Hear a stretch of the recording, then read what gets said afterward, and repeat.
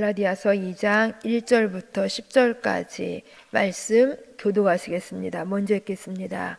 14년 후에 내가 바나바와 함께 디도를 데리고 다시 예루살렘에 올라갔나니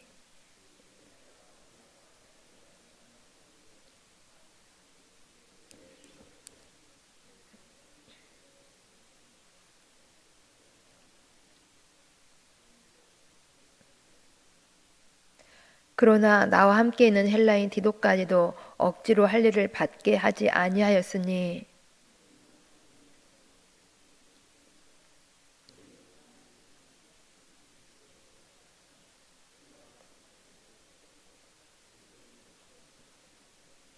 그들에게 우리가 한시도 복종하지 아니하였으니 이는 복음의 진리가 항상 너희 가운데 있게 하려 함이라.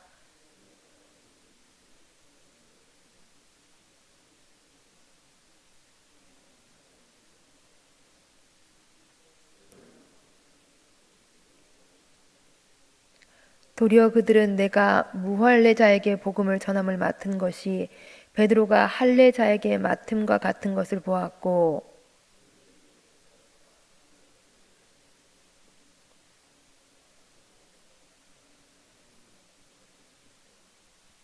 또 기둥같이 여기는 야고보와 게바와 요한도 내게 주신 은혜를 알므로 나와 바나바에게 친교의 악수를 하였으니 우리는 이방인에게로 그들은 할례자에게로 가게 하려 함이라.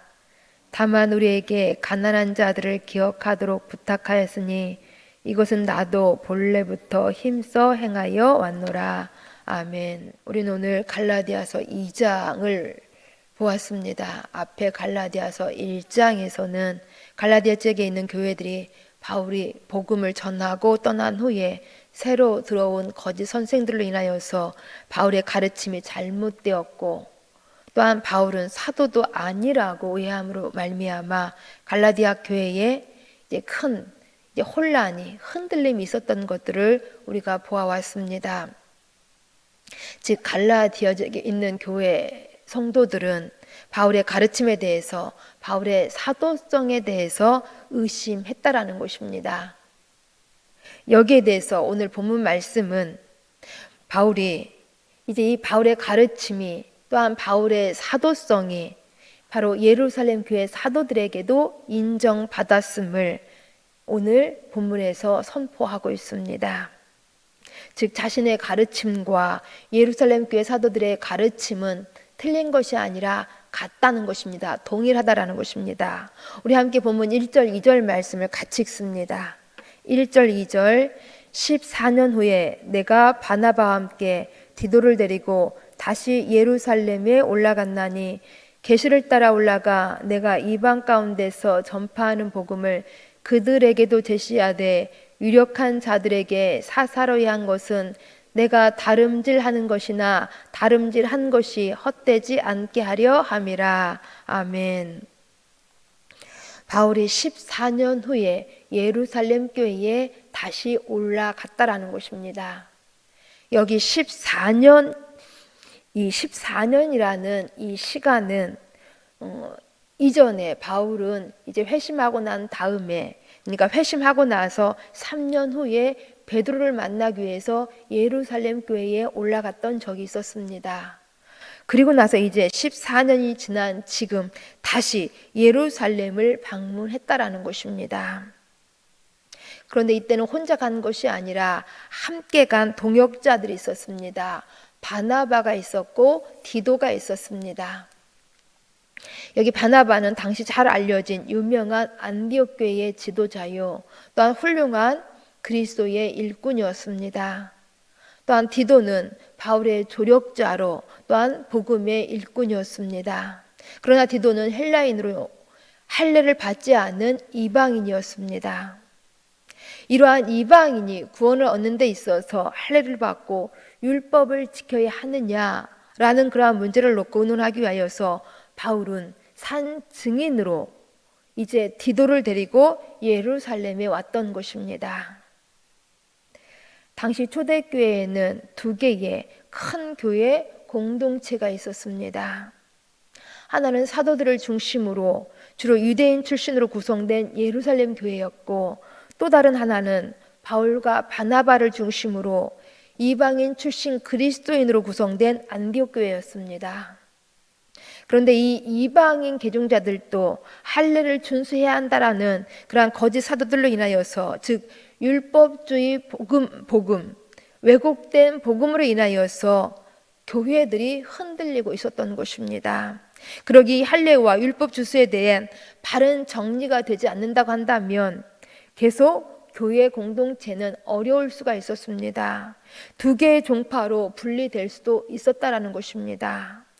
그렇기 때문에 이러한 상황을 방지하기 위하여서 예루살렘 교회 대표단과 안디옥 교회 대표단이 바로 예루살렘에 모여서 회의를 했던 것입니다. 바로 이 회의가 예루살렘 총회로 기독교 역사상 최초의 종교회의였던 것입니다. 예루살렘 교회는 교회를 대표하는 야고보와 사도들과 장로들이 참석하였고, 안디옥 교회는 바나바와 바울이 또한 몇 사람이 참석을 하였습니다. 바울은 이러한 예루살렘 회의를 하기 위하여서 바나바와 함께 여기 예루살렘에 온 것입니다. 여기 이 예루살렘 총회를 기록하고 있는 사도행전 15장에서 1절, 2절이 이렇게 기록해주고 있습니다. 제가 사도행전 15장 1절, 2절 말씀을 읽어드립니다. 어떤 사람이 유대로부터 내려와서 형제들을 가르치되 너희가 모세의 법대로 할례를 받지 아니하면 능히 구원을 받지 못하리라 하니, 바울 및 바나바와 그들 사이에 적지 아니한 다툼과 변론이 일어난지라. 형제들이 이 문제에 대하여 바울과 바나바와 및 그 중에 몇 사람을 예루살렘의 사도와 장로들에게 보내기로 작정하니라. 아멘. 그렇습니다. 당시 할례와 율법 준수가 구원과 관계가 있다고 하는 잘못된 가르침이 있었다라는 것입니다. 그래서 바울은 본문 2절에서 예루살렘 교회 사도들 앞에서 담대하게 그동안 자신이 이방인 앞에서 전했던 십자가의 복음을 제시하는 것입니다. 결코 할례와 율법을 통해서가 아니라 오직 십자가, 오직 예수로만 구원이 있음을 전했다라는 것입니다.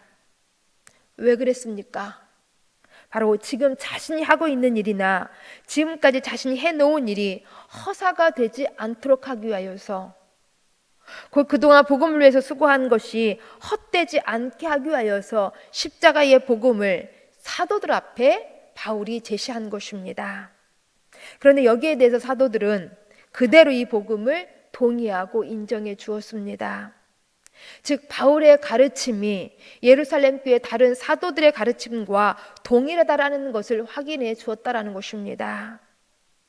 이처럼 예수 그리스도의 십자가의 대속의 복음을 우리 지키고 전하기 위하여서는 이렇게 부단한 노력이 있어야 하는 것입니다. 또한 바울은 계속하여서 하나의 사건을 말하고 있습니다. 우리 함께 본문 3절 4절 말씀도 같이 읽습니다. 3절 4절. 그러나 나와 함께 있는 헬라인 디도까지도 억지로 할례를 받게 하지 아니하였으니 이는 가만히 들어온 거짓 형제들 때문이라. 그들이 가만히 들어온 것은 그리스도 예수 안에서 우리가 가진 자유를 엿보고 우리를 종으로 삼고자 함이로되. 바울은 디도가 할례 받지 않도록 조치를 하였습니다. 왜냐하면 가만히 들어온 거짓 형제들이 디도가 이방인이므로 그리스도인이 되려고 한다면 할례를 받아야 한다고 거짓 형제들이 할례를 강요했기 때문입니다. 이것은 거짓 형제들이 믿음의 사람들의 자유를 무너뜨리고 믿음의 사람들을 율법의 종으로 만들려고 했던 것입니다. 예수 그리스도를 믿음으로 죄와 사망의 법에서 해방되어서 자유를 얻었는데, 이 자유를 빼앗아서 다시 죄의 종으로 사로잡으려고 했다라는 것입니다. 우리 이러한 그리스도 안에서의 자유를 깨뜨리려는 거짓된 가르침, 어둠의 침입을 잘 분별하여서 단호하게 잘 물리쳐야 하는 것입니다. 그리고 자유함을 주시는 성령의 인도하심을 따라서 그 자유를 육체의 기회로 삼지 말아야 하는 것입니다.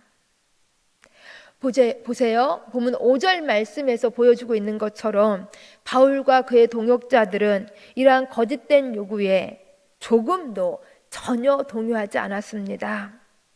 그 이유는 복음의 진리가 보존되게 하기 위함이었습니다. 할례를 포함하여서 그 어떤 행위로도 구원받는 것이 아니라 오직 믿음으로만, 오직 십자가로만 구원받는다라는 이 복음의 진리가 걸려 있었기 때문에 한 채 양보도 없이 단호하게 바울은 대처했던 것입니다. 물론 우리 그리스도인들은 양보할 수 있는 사람이어야 합니다. 그리스도인들은 다른 사람을 포용하여서 넓은 가슴을 가져야 합니다. 그러나 복음과 관련된 부분, 이 진리와 관련된 부분에서만큼은 달라야 하는 것입니다. 왜냐하면 우리 주님께서는 이 복음을 위하여서, 이 복음의 진리를 위하여서 십자가에서 죽으셨기 때문입니다. 그러기에 복음과 진리에 대한 양보는 그리스도를 다시 십자가에 못 박게 하는 것입니다. 그러기에 복음과 진리에 관한 한 그 어떤 상황, 그 어떤 대상과도 우리는 결코 타협해서는 안 되는 것입니다. 그 다음 본문 6절부터 9절까지를 보시면 놀랍게도 이러한 바울의 가르침을 예루살렘 교회 지도자들은, 예루살렘 교회 사도들은 바울의 편에 서서 바울을 적극 지지해 주었습니다. 예수님의 동생 야고보와 또한 예수님의 제자 베드로와 요한도 바나바와 바울과 친교의 악수를 함으로써 우리는 복음 안에서 한 지체임을, 우리는 복음 안에서 바울도 자신들과 같은 사역자임을, 자신들과 같은 사도임을 인정해 주었다라는 것입니다. 유대인에게 복음을 전할 책임이 베드로에게 있는 것처럼 이방인에게 복음을 전할 책임이 바울에게 맡겨졌다라는 이 사실을 예루살렘 교회 사도들이 인정해 준 것입니다. 바울과 베드로의 사도직, 베드로와 바울의 사도성 동등하다라는 것입니다. 동일하다라는 것입니다. 이로써 예루살렘 교회 지도자들은 바울의 가르침뿐만 아니라 바울의 사도성에 대해서도 모두 인정해 준 것입니다. 지금 바울은 이러한 사실을 갈라디아 교인들에게 세세하게 이제 가르치고 있는 것입니다. 거짓 교사들에 의하여서 왜곡된 복음에 동요되고 있는 이 갈라디아 교회 성도들에게 자신이 전한 복음이 옳았음을, 옳음을, 결코 거짓이 아님을 선포하고 있는 것입니다. 그래서 오직 예수 그리스도 안에서만 구원이 있음을 적극 말하고 있는 것입니다. 이러한 바울의 가르침, 우리도 다시 한번 복음의 의미를 되새겨 보게 합니다. 곧 우리가 십자가로 그리스도인이 되었다라는 것, 이것은 주님이 주신 선물로 우리는 은혜로 받아들여야 한다는 것입니다. 이 주님의 은혜를 그저 받아들이는 것이 곧 복음을 받아들이는 것입니다. 주님의 은혜에는 조건이 없습니다. 다만 우리를 사랑하신 은혜뿐인 것입니다. 주님은 우리의 죄를 용서해 주셨고, 주님은 하나님과 우리 사이를 회복시켜 주셨습니다. 주님은 자격 없는 우리에게 자격 있다고 선포해 주셨고, 주님은 부정한 우리를 거룩하다 선포해 주셨습니다. 주님 우리의 삶을 동행해 주시겠다고 약속해 주셨고, 주님은 세상 끝날까지 우리와 함께 하시겠다고 또한 약속해 주셨습니다. 주님께서는 우리의 상태나 자격에 따라서 우리와 함께 하실지를 결정하신 것이 아니라 그저 은혜로, 그저 사랑으로 우리와 함께 하시겠다고 결정하신 것입니다. 그럼에도 불구하고 우리의 마음은 때때로 불안해합니다. 염려합니다.